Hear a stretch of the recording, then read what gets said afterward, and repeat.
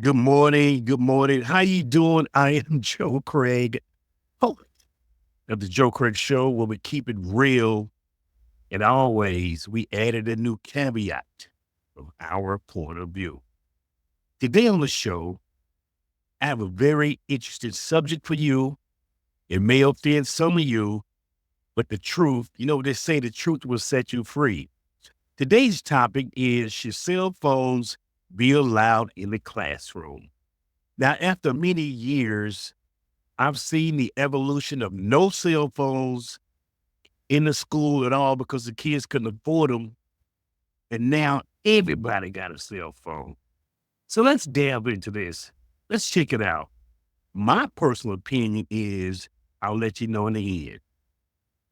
Let's see. Florida, the double cheese and sausage. Right here, dude. Ridgemont High's Mr. Hand wasn't the first teacher to deal with distractions, except today, Jeff Spicoli is not the only one losing focus. In fact, a Pew Research survey shows 95% of teens own or have access to a smartphone. Contrast that with a study in the Journal of the American Medical Association. 90% of school principals support restrictions on cell phone use. 80% say cell phones at school have negative effects on academics and social development. Even if we're not consciously thinking about our phone while it's there, at some level, our brain is essentially having to work not to think about it. Dr. Lori Cook with the Brain Performance Institute at UT Dallas says research backs it up, the idea that phones can be a big distraction at school. A University of Texas study found evidence that just having a phone nearby, like in a backpack, affected cognitive performance, even if the phone was switched off. Dr. Cook cites several reasons why, like the so-called dopamine addiction from a steady flow of messages and notifications, and the habit of just constantly checking our phones. And then there's FOMO, the fear of missing out. What's happening on our phones without us? What can parents do? It's hard to put the genie back in the bottle and take away phones altogether, but we can encourage kids to leave their phones off at school and put away. Consider installing apps that control access. Don't be afraid to ask a teacher if your kid's device is a distraction. And set examples by modeling healthy phone use at home. Absolutely. Our kids see that and learn from that. And so I think it's really important for us to be good models and have some dedicated technology-free time to do those other things that really allow us to thrive. Now, this guy brought up a very interesting point.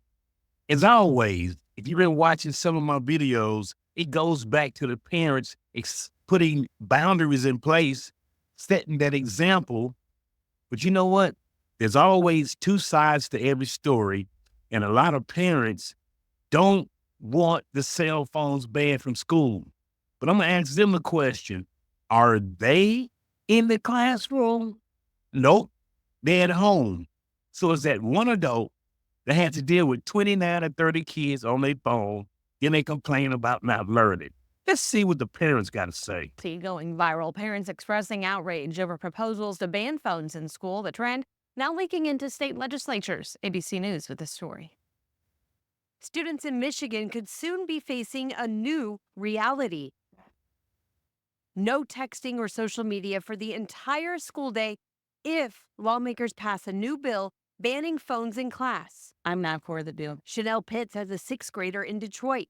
She says it's vital for her daughter to have a phone because of safety. So you're saying, like, once your kid gets to a certain age, you're not sending them to school without a cell phone? Absolutely. A state lawmaker in Pennsylvania recently introduced a bill to ban students from bringing phones to school. And a bill up for debate in Nebraska would force students to place their devices in a container as they enter class, only to be used in case of emergencies. Back in Michigan, the Detroit Area Teachers Union says a complete cell phone ban is not realistic. This bill is coming a little late because cell phones have been in classrooms for years now. And because of that, we have all adapted different strategies to combat that distraction.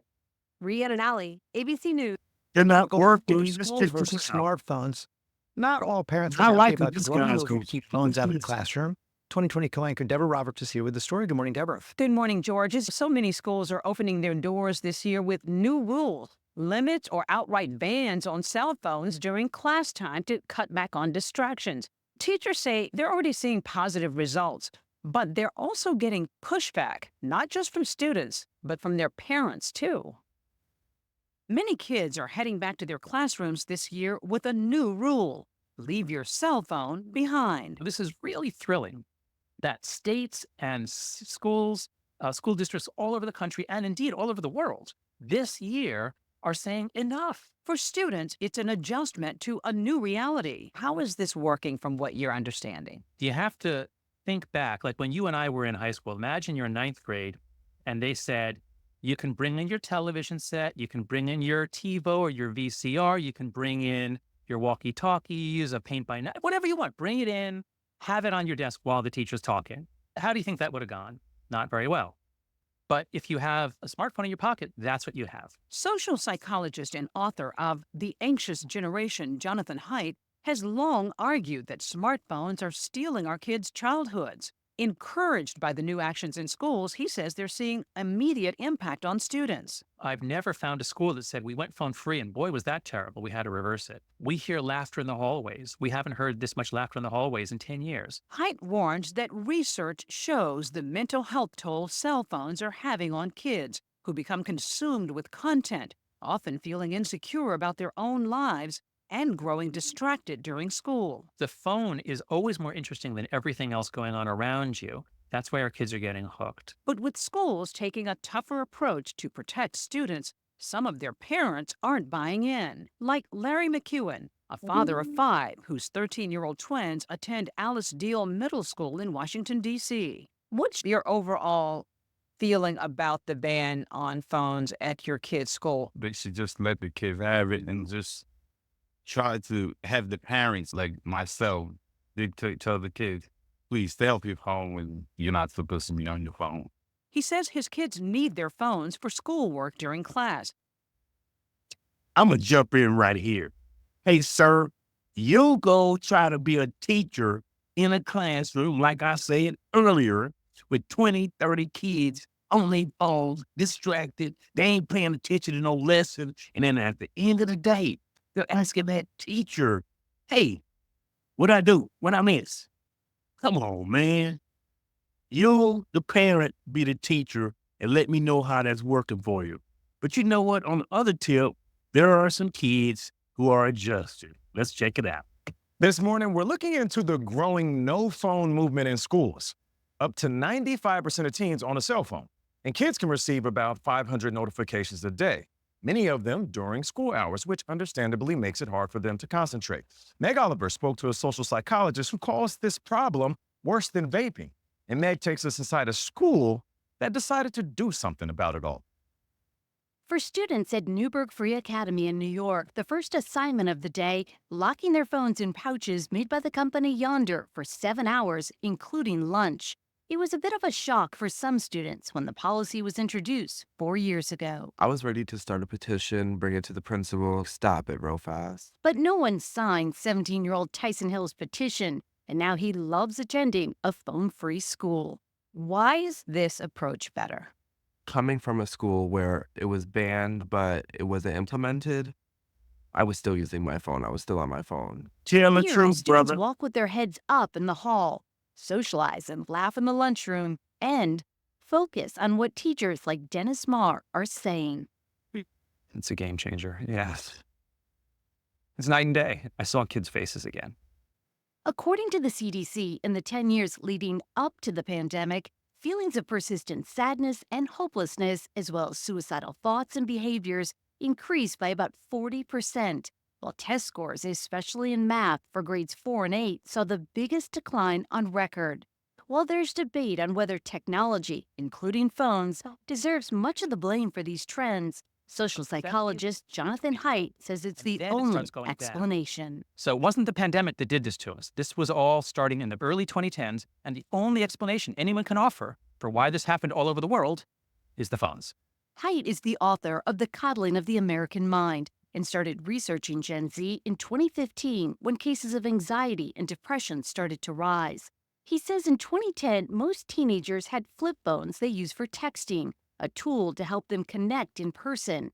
But between 2010 and 2015, smartphones changed the landscape, inundating people with notifications, group chats, and social media.